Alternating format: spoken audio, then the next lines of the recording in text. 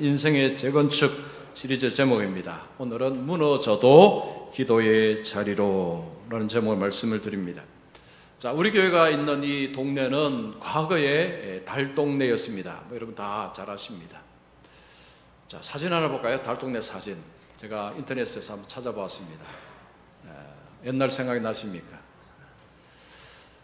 자, 이 과거의 달동네, 이 봉천동 달동네가 여기입니다.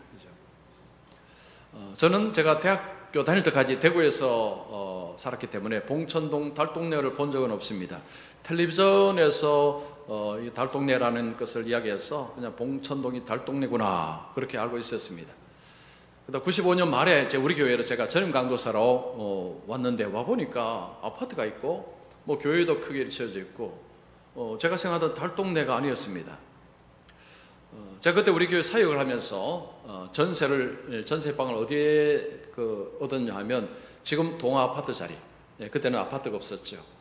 거기에 반지하, 옛날에 참 반지하가 났죠. 반지하에 방을 얻어서 그래서 교회에 왔다 갔다 했습니다.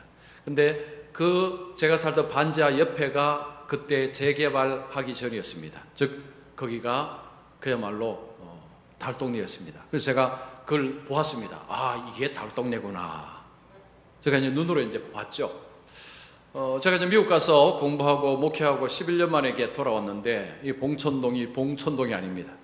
완전히 바뀌었습니다. 이게 달동네가 아니죠. 자, 이걸 보면서 여러분 재개발, 재건축이라는 것이 참 얼마나 좋은지 실감할 수가 있었습니다. 여러분 동네든지 건물이든지 재건축을 하면 일단 좋습니다. 근데 재개발, 재건축이 사실은 쉽지는 않습니다. 왜냐하면 무너뜨리고 다시 지어야 되기 때문에 그냥 아무것도 없는 땅에 뭔가를 짓는 것보다는 훨씬 더 어렵죠. 자, 그런데 하여튼 이 재개발, 재건축은 좋습니다. 환경을 바꿉니다. 삶의 질을 바꿉니다. 인생도 마찬가지입니다. 여러분 인생도 재건축을 하면 좋습니다. 우리가 언제 재건축을 할까요? 두 가지 경우입니다. 하나는 자발적으로, 하나는 비자발적입니다. 이 자발적인 것은 이렇습니다. 이제 나이가 들면서 과거의 것을 과감하게 버리고 새로운 것을 이렇게 추구하는 것입니다. 받아들이는 거죠. 사람이 과거만 붙들고 있으면 미래의 좋은 것을 누리지 못합니다. 그래서 미래의 좋은 것을 누리기 위해서는 미래의 것을 적극적으로 수용을 해야 됩니다. 이것이 어떻게 보면 인생을 재건축하는 방법이고요. 또 하나는 비자발적입니다. 즉 타의에 의해서, 환경에 의해서 삶이 무너졌을 때입니다. 이때는 다시 일어나기 위해서 재건축이 필요합니다.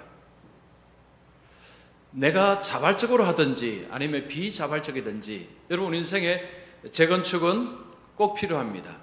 새로운 삶을 살기 위해서, 더 복된 삶을 살기 위해서는 재건축이 필요합니다. 자, 그러면 우리 인생을 어떻게 하면 이건 재건축을 잘할 수 있을 것인가? 오늘부터 4주간 말씀을 드립니다. 자, 느헤미야라는 성경, 이 구약에 있는 성경이고요. 이 느헤미야는 이스라엘 백성들이 포로로 끌려갔다가 회복을 하는데 이 3차입니다. 3차 귀환을 하고 예루살렘 성벽을 재건하고 이스라엘 공동체를 재건하는 이야기를 다루고 있습니다.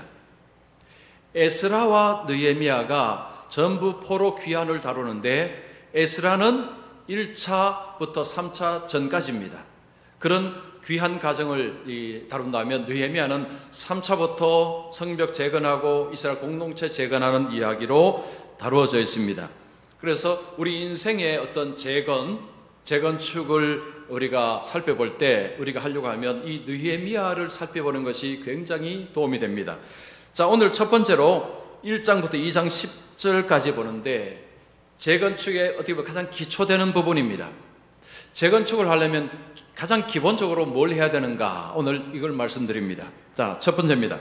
인생이 무너졌을 때 하나님만을 간절히 의지하며 기도하라. 자, 인생 무너졌을 때 하나님을 간절히 의지하고 기도해야 합니다. 느헤미야는 페르시아라는 강대국의 술관원입니다. 아닥사스다 왕의 술관원입니다. 술관원하니까 어떤 생각이 드십니까? 별로 좋은 자리 같지가 않습니다. 그러나 그 당시에서는 왕이 총애하는 자리입니다. 왕이 가장 신뢰하는 사람이 술관원이 됩니다. 이 술관원은 왕이 술을 마시기 전에 먼저 자신이 마셔봅니다.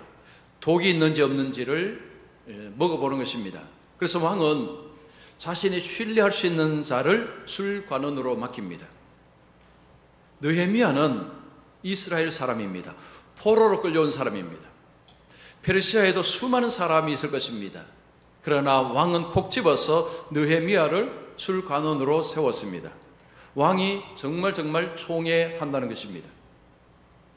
남의 나라에서 끌려와서 그 자리까지 올랐다. 느헤미야는 보통 사람이 아닙니다. 엄청난 실력의 사람입니다. 실력이 탁월하다 이렇게 말해도 될 것입니다.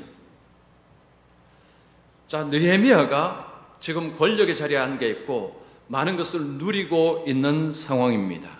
보통 사람이 그 정도에 있으면요, 뭐에 관심이 있을까요? 권력입니다. 그리고 부입니다. 여러분, 어쩔 수 없습니다. 그 자리에 있으면 더 좋은 자리, 그걸 얼마나 누릴 것인가, 이걸 많이 생각하게 됩니다. 그러나 느헤미야는 그렇지 않았습니다. 느헤미야는 그 상황에서 무엇에 관심이 있었는가 하니 조국이었습니다. 조국 이스라엘에 관심이 있었습니다. 어느 날 유다에서 하난이라는 사람이 어떤 사람과 며칠서 자기에게 왔습니다. 그 당시 유다에서 지금 페르시아 수상국까지는 2달 걸려서 올 수 있는 길입니다. 굉장히 먼 거리를 하난이라는 사람이 몇 사람과 함께 온 것입니다. 그들이 온 것은 느헤미야에게 뭔가를 부탁하기 위해서입니다. 도움을 구하기 위해서 온 것입니다. 느헤미야는 하나님에게 그 조국의 형편을 물었습니다. 하나님 말합니다. 예루살렘 성벽이 무너졌고 성문이 불탔습니다. 그리고 거기 있는 사람이 엄청난 고난을 당하고 있습니다 라고 말합니다. 여러분 3절 보십시오. 그들이 내게 이르되 사로잡힘을 면하고 남아있는 자들이 그 지방 거기에서 큰 환난을 당하고 능욕을 받으며 예루살렘 성은 허물어지고 성문들은 불탔다 하는지라. 이 사로잡힘을 면한 사람들, 즉 포로로 끌려오지 않은 사람들, 예루살렘에는 포로로 끌려오지 않은 사람들이 그 자리에 아직도 있다는 것입니다. 그런데 이들이 큰 환난을 당하고 있다고 합니다. 능욕을 당하고 있다. 엄청난 고통을 당하고 있다는 것입니다. 성은 허물어졌습니다. 성문은 불탔습니다. 성벽이 허물어졌다. 이건 뭘 의미할까요? 외적이 침입해 올 때에 방어막이 없다는 것입니다. 성벽이 허물어지고 성문이 불탔다. 스스로 자기를 보호할 수 없는 나라가 되어버렸다는 것입니다. 지금이나 그때나 항상 외적들은 나라를 삼키려고 힘들게 하려고 하고 있죠. 자, 이런 가운데서 이스라엘은 지금 너무나 처참한 환경 속에 있습니다. 자, 이런 가운데서 이 엄청난 소식을 듣고 느헤미야는 어떻게 반응을 합니까? 여러분 4절 보시면 내가 이 말을 듣고 앉아서 울고 수일 동안 슬퍼하며. 느헤미야는 이 비보를 듣고는 그냥 주저앉아 버린 것입니다. 주저앉고 울면서 슬퍼하는 나날을 보내었습니다. 자, 느헤미야가 왜 이렇게 했을까요? 조국이 어려움을 당하니까 그것이 슬퍼서 그랬을까요? 그런데 지금 예루살렘 이스라엘은 그냥 조국이 아닙니다. 예루살렘은 하나님의 도성입니다. 하나님께서 하나님의 백성들과 거하시는 곳이 예루살렘입니다. 예루살렘에는 하나님의 백성이 있습니다. 자신도 하나님의 백성입니다. 그 예루살렘에 하나님의 백성이 고통당하는 게 이게 남의 일이 아니라는 거죠. 자기 일로 받아들입니다. 보통 한국 사람이 외국에 가면 그 애국자가 된다는 말을 합니다. 외국에서 한국에 이런저런 소식 들으면 뭐 가슴 아프기도 하고 그런 일이 있습니다. 그런데 지금 느헤미야는 그 차원이 아닙니다. 훨씬 더 깊게 들어갑니다.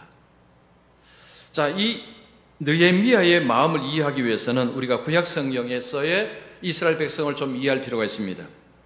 구약 성경에서 이스라엘 백성들은 하나의 나라입니다. 공동체입니다.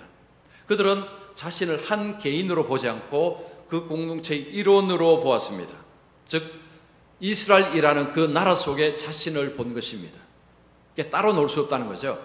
그래서 내가 힘들어지면 나라도 힘들어지고, 나라가 힘들어지면 나도 힘들어지고, 이런 이 운명 공동체 같은 이런 나라가 이스라엘이었습니다.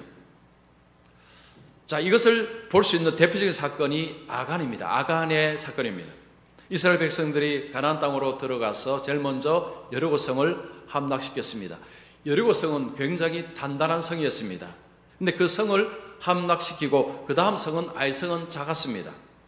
아이성을 쉽게 무너뜨릴 줄 알았습니다. 그런데 실패했습니다. 이스라엘 백성들은 이유를 알지 못했습니다. 여호수아가 하나님께 물었습니다. 하나님, 왜 이런 일이 일어났습니까? 하나님이 알려주셨습니다. 아간이 언약을 어겼다는 것입니다. 훔친 것입니다. 여리고 성을 정복할 때 하나님께서 아무것도 취하지 말라고 하셨습니다. 다 하나님께 바친 것이기 때문에 취해서는 안 된다고 했습니다. 그런데 아간이 물건을 보고 눈이 멀어서 외투 한 벌, 은 200세겔, 금 50세겔을 설적했습니다. 숨겼습니다. 아무도 못 봤습니다. 누가 봤습니까? 누가 봤죠? 하나님이 보셨습니다.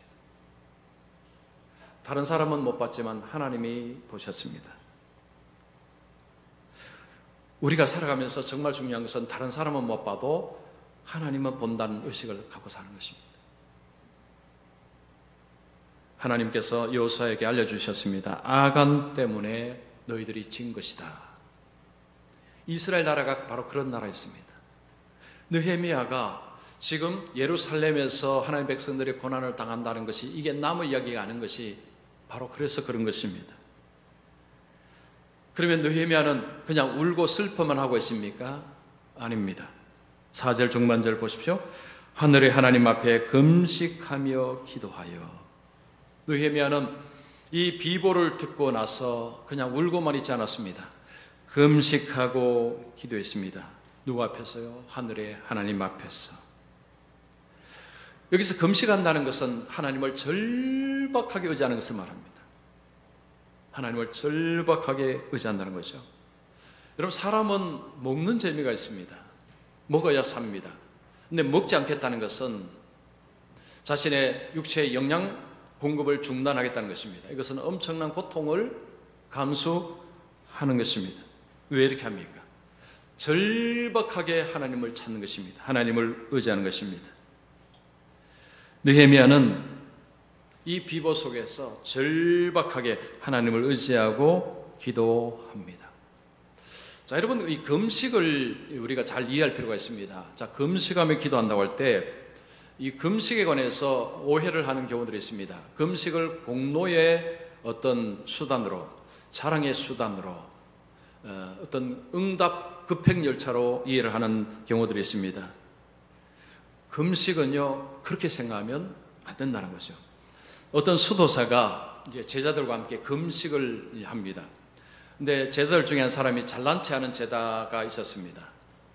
어떻게 하느냐 하니까요, 자기 앞에 음식을 이렇게 앞에 놓고 금식을 합니다. 자신은 자신이 있다는 거죠. 그래서 음식이 없어도 힘든데 음식을 눈앞에 두고 금식하니까 얼마나 힘들겠습니까? 한 주는 넘어갔습니다. 2주를 넘어가는데 도저히 안 되겠다 싶어서 음식을 한 입 물었습니다. 자, 여러분께서 옆에 있는 다른 제자들이라면 그 모습을 봤을 때 여러분은 어떻게 하실래요? 자, 여러분 어떻게 하시겠습니까? 그 제자들이 다 째려보았습니다. 자, 여러분이 수도사라면 어떻게 하시겠습니까? 자, 수도사가 그 음식 먹은 제자를 막 책망을 해야 할까요? 이 수도자가 그 앞에 있는 음식을 수도사 자기도 먹었습니다.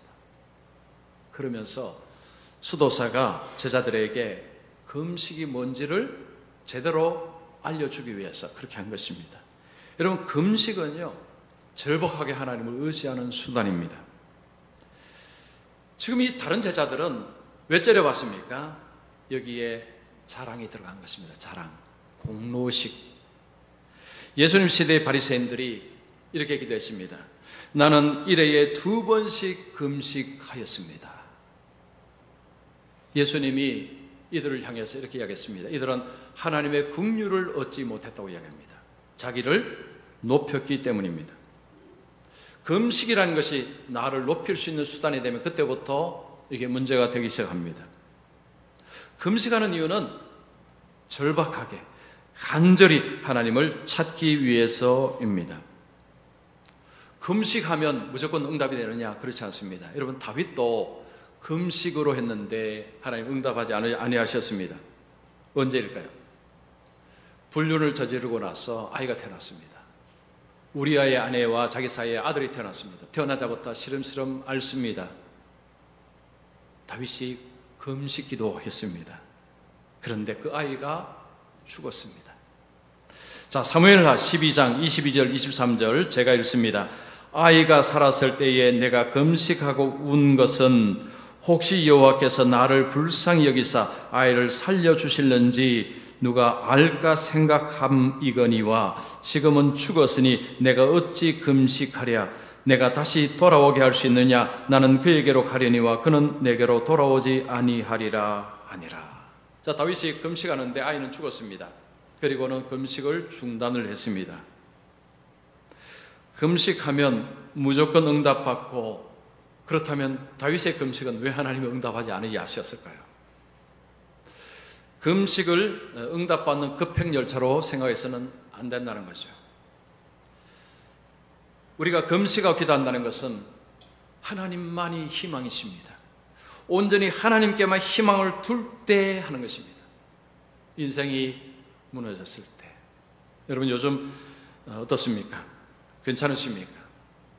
무너진다는 것이 인생 자체 다 무너지는 것보다는 어떤 부분에서 여러분 내 뜻대로 안 되어서 무너지는 경우들이 있습니다. 자, 그럴 때도 해당됩니다. 이럴 때에 내가 아무리 힘쓰고 애써도 안 될 때, 그때를 말합니다. 그때 기도해야 될 때입니다. 기도하시기 바랍니다. 그리고 정말 하나님을 절박하게 의지를 하시고자 한다면 금식하면서 기도하시기 바랍니다. 자, 금식하고 기도하는데 하나님이 응답하지 아니하셨더라도 상처받지 마시기 바랍니다. 금식한다고 하나님 무조건 응답해 주신다는 약속을 하신 적이 없으십니다. 금식 기도는요, 하나님을 온전히, 하나님을 절대적으로 절박하게 의지함으로 하나님께 나아가는 것이 이게 금식 기도입니다. 자, 두 번째입니다. 하나님을 의지한다면 하나님의 때를 기다려라. 자, 느헤미야는 성벽이 무너졌다는 이 소식을 듣고는 하나님 앞에 금식하고 기도합니다. 여러분, 성벽이 무너졌는데 왜 금식하고 기도해야 될까요? 가서 성벽 쌓아야 되죠. 그런데 이 성벽이 무너진 것이 바로 영적인 문제이기 때문입니다. 느헤미야는 그냥 성벽이 무너져서 성벽 쌓으면 되고 이런 식으로 본 것이 아니고 성벽이 무너진 것은 영적인 문제로 본 것입니다. 즉, 왜 성벽이 무너졌느냐? 이스라엘의 범죄로 인해서 무너졌다는 것입니다. 여러분, 6절 7절 보겠습니다. 이제 종이 주의 종들인 이스라엘 자손을 위하여 주야로 기도하오며 우리 이스라엘 자손이 주께 범죄한 자들을 자복하오니 주는 귀를 기울이시며 눈을 여시사 종의 기도를 들으시옵소서. 나와 내 아버지의 집이 범죄하여 주를 향하여 크게 악을 행하여 주께서 주의 종 모세에게 명령하신 계명과 율례와 규례를 지키지 아니하였나이다. 느헤미야 기도를 보시면 우리가 범죄하여, 이스라엘이 범죄하여 이렇게 되었다는 원인을 이스라엘이 범죄한 것으로 원인을 찾습니다. 그 속에 자기도 들어갑니다. 원인 분석을 했습니다. 여러분, 우리의 삶에 어떤 문제가 생길 때 원인 분석이 되면 해결책이 나옵니다. 어떤 질병에 걸렸을 때 병원에 갔는데 원인을 모를 때가 있습니다. 이럴 때가 제일 사실은 답답합니다. 원인을 알면 해결책을 찾을 수 있습니다. 느헤미야는 왜 성벽이 무너졌는지 원인을 그는 제대로 알았습니다. 이스라엘의 범죄 때문에. 이 범죄가 무슨 범죄입니까? 그냥 좀 도둑질하고 좀 남을 좀 갑질하고 이게 아닙니다. 하나님과의 언약을 깬 것입니다. 이게 바로 범죄라는 것입니다. 여러분, 이스라엘은 하나님의 언약 백성입니다. 이게 정말 중요합니다. 이스라엘 하나님과 언약을 맺은 백성입니다. 언약이라는 것은 결혼입니다. 결혼식을 하는 것입니다. 이스라엘이 애굽에서 나와서 시내산에서 하나님과 언약식 결혼식을 했습니다. 결혼식의 핵심이 무엇입니까? 하나님께서 내가 너희들의 하나님이 되어주겠다는 것입니다. 그래서 내가 너희들을 보호하고 인도해 주겠다. 이스라엘 백성들은 거기에 대해서 뭐라고 반응했습니까? 우리는 하나님께만 충성하겠습니다. 우리는 하나님 말씀에 순종하겠습니다. 그렇게 약속했습니다. 근데 그 언약 속에는 이런 약속에 또 들어갑니다. 너희들이 나를 버리고 우상을 섬기면 너희들은 가나안 땅에서 다 흩어질 것이다. 쫓겨날 것이다. 라는 언약도 들어가 있습니다. 느헤미야는 그 하나님과 이스라엘 백성의 언약을 기억합니다.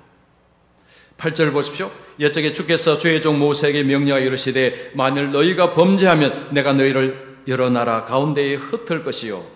하나님께서 이제 그 언약의 내용, 그 말씀을 느헤미야는 기억하고 이걸 붙들고 있는 것입니다. 여러분, 우리의 삶에 문제가 있을 때에 이 문제를 영적으로 볼 것이냐 아니면 다르게 볼 것이냐, 이 분별하는 것이 지혜입니다.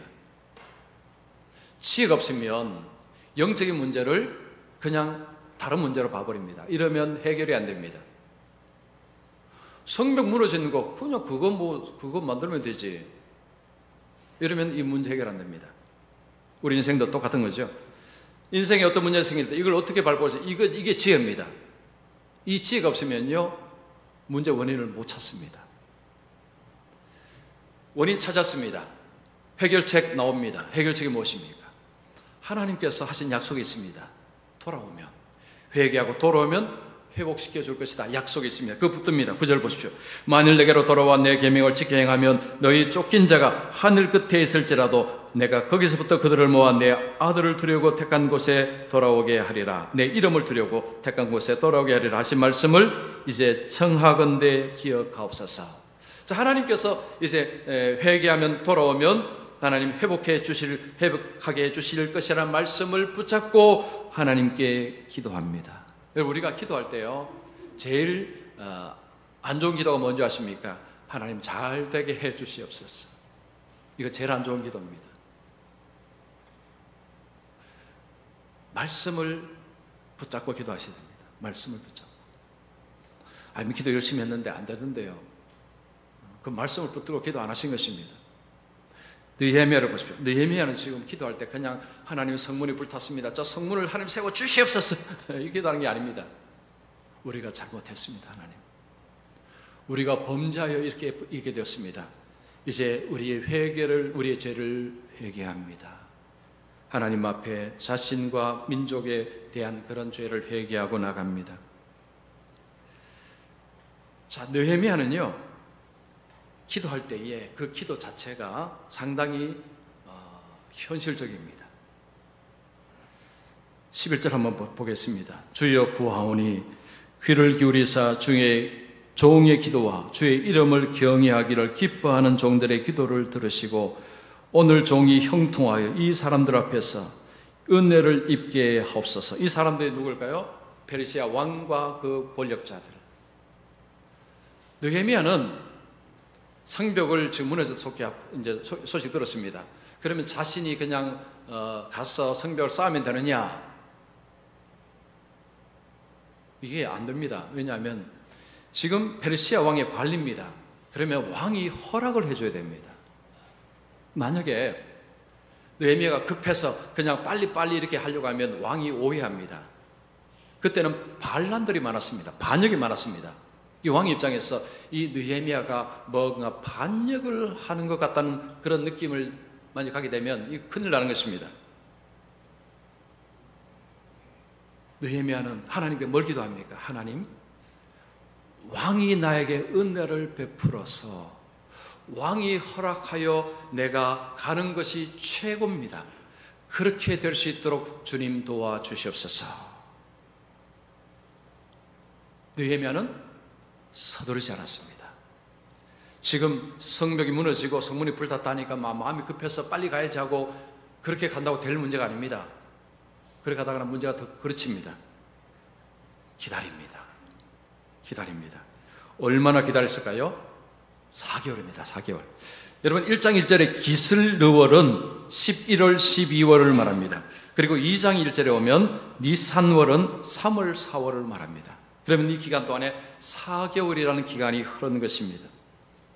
그 소식을 들었을 때 마음이 얼마나 급해지겠습니까? 빨리 가서 그 성읍을, 그 성벽을 세우고 성문을 다시 세우고 하는 그걸 해야 되겠다 생각을 하면 빨리 가야 됩니다. 그런데 기다립니다. 하나님의 때를 기다렸습니다. 근데 놀라운 일이 벌어집니다. 느헤미야는요, 왕을 그냥 1년에 한 번 보고 이런 사람이 아닙니다. 자주 봐야 됩니다. 왜냐하면 왕이 마실 것을 미리 맛봐야 되니까. 그런데 어느 날 왕이 느헤미야를 가만히 보니까 얼굴이 좀 이상합니다. 너 얼굴이 왜 그러느냐? 여러분 어제도 봤을 거 아닙니까? 열흘 전에도 봤을 것 아닙니까? 근데 놀랍게도 갑자기 어느 날 왕이 느헤미야 얼굴을 자세히 보고는 야, 너 얼굴 좀 다르다. 여러분 어떻게 이런 일이 일어날 수 있을까요? 자, 2절 한번 보시죠. 2장 2절 왕이 내게 이르시되 내가 병이 없거늘 어찌하여 얼굴에 수심이 있느냐? 이는 필연 내 마음에 근심이 있음이로다. 여러분 권력자가 아래 사람한테 얼굴 색깔 다르다고 뭐 이렇게 관심을 가지겠습니까? 그때는 권력이라는 것이 왕이 모든 걸 가지고 있지 않습니까? 요즘 대통령하고도 다릅니다. 너 평소에 병도 없는데 병 없는 것도 다 알고 있습니다. 근데 너 얼굴 왜 이렇게 수심이 가득하냐? 너 뭐 근심 있지? 이건요, 서로 간에 친밀하고 잘 알지 못하면 이런 이야기는 절대로 못합니다. 이게 왕이 느헤미야를 심히 총애하고 있다는 거죠. 자, 그런데 또 다른 관점을 보면 이게 왕이 사람이 좋아서 그냥 그렇게 했느냐? 어제는 이런 이야기 안 했습니다. 이틀 전에는 안 했다는 거죠. 근데 왜 오늘 그 이야기를 하냐는 거죠. 하나님의 은혜가 임한 것입니다. 왕이 묻자, 왕이 그래 그럼 어떻게 해주면 좋겠느냐? 왕이 나서서 내가 뭘 해주랴라고 묻습니다. 여러분 이게 하나님의 은혜입니다. 내가 왕에게 처음부터 이렇게 했으면 이런 일이 일어나지 않습니다. 왕이 아마 못 간다 했을지도 몰라요.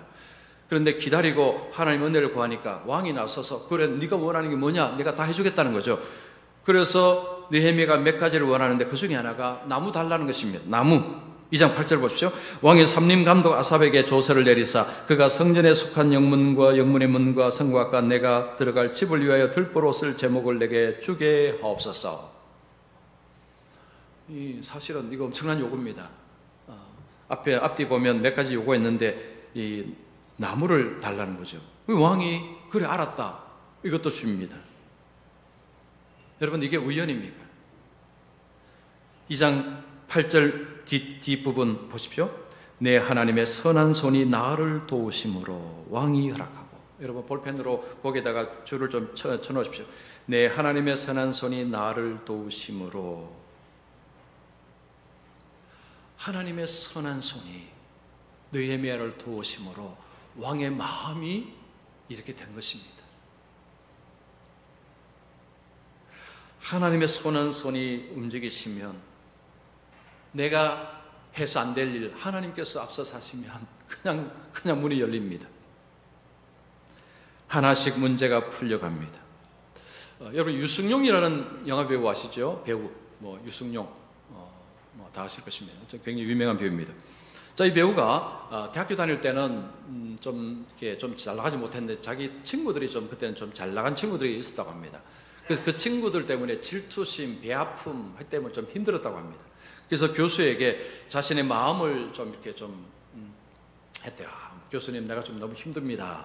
그때 교수님이 그런 이야기 했다고 합니다. 우리는 다 꽃이다. 어떤 꽃은 봄에 피기도 하고, 어떤 꽃은 가을에 피기도 하고, 어떤 꽃은 겨울에 피기도 한다. 봄에 피지 않았다고 낙심하지 말아라. 가을에 핀다. 가을에 안 피면 겨울에 핀다. 그러니 열심히 준비하고 있어라. 그랬다고 합니다. 그래서 유승용 이 배우가요, 그 이야기를 듣고 엄청나게 위로를 받았답니다. 지금은 뭐 이분 뭐 굉장히 유명한 배우 아닙니까? 식물이 꽃을 피우는데도 과정이 필요합니다. 과정. 햇빛을 받아들여야 되고요. 또 물도 받아들여야 되고, 그리고 영양분이 들어가고, 또 겨울도 지내야 되고, 이런 과정을 거쳐서 꽃을 피웁니다. 우리 인생에 열매를 맺는 것도 거의 같은 방식입니다. 자, 하나님께서 우리의 삶에 아름다운 열매를 주시는데 이런 과정 없이 그냥 단방에 주시는 일이 없습니다.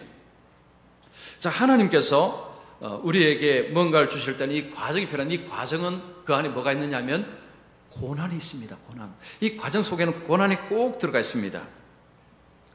그러면 그 고난은 견뎌내야 됩니다. 견디어야 됩니다. 여러분, 고난 속에서 견딜 수 있는 힘이 어디서 나오는지 아십니까? 믿음에서 나옵니다. 여러분, 믿음이 좋은 사람의 특징은 뭔지 아십니까? 고난 속에서 잘 견딥니다. 여러분, 정말로 내가 믿음이 좋은지 안 좋은지는요, 고난 속에서 내가 견디는지 안 되는지 보시면 안 됩니다. 보시면 압니다. 믿음 있는 사람은 고난 속에서 견뎌냅니다. 기다릴 수 있습니다. 기다릴 줄 압니다. 여러분, 성경 인물들을 볼까요? 하나님께서 약속하시고 금방 주신 일이 없습니다. 아브라함에게 아들을 약속했습니다. 시간이 길게 갔습니다. 중간중간에 이런저런 어려움들이 있었습니다. 나중에 아들 주셨습니다. 요셉에게 엄청난 꿈을 주셨습니다. 근데 그 꿈이 이루어지기까지 무슨 일이 있었습니까? 형들에게 팔립니다. 노예로 들어갑니다. 엄청난 고난이 그 속에 있었습니다. 다윗은 왕으로 기름 부음을 받고 나서 왕이 바로 되었습니까? 아닙니다. 도망자 신세로 살아야 됩니다. 길게 사울을 위해서 도망자 신세로 엄청난 고통을 당하고 나서 왕이 되었습니다. 이스라엘이 가나안 땅에 쑥 들어갔습니까? 40년 광야 생활하고 들어갔습니다. 하나님께서 우리에게 뭔가 좋은 것을 주실 때에 그냥 주시는 일이 없습니다. 과정이 필요합니다. 이 과정 속에는 반드시 고난이 들어가 있습니다. 이때 믿음의 사람은 기다릴 줄 압니다. 기다려야 합니다. 하나님 앞에 기도하면서, 그때 그 기도도 그냥 잘 되게 하옵소서 이런 기도가 아니고요, 구체적으로 내가 할 수 있는 것이 무엇인지 이것을 하나님 앞에 간구하면서 기다립니다. 어쨌든 하나님을 의지하는 자에게 하나님은 결국은 은혜를 베푸십니다. 자, 잠언 3장 5절 6절 우리 천천히 같이 한 목소리를 읽습니다. 시작.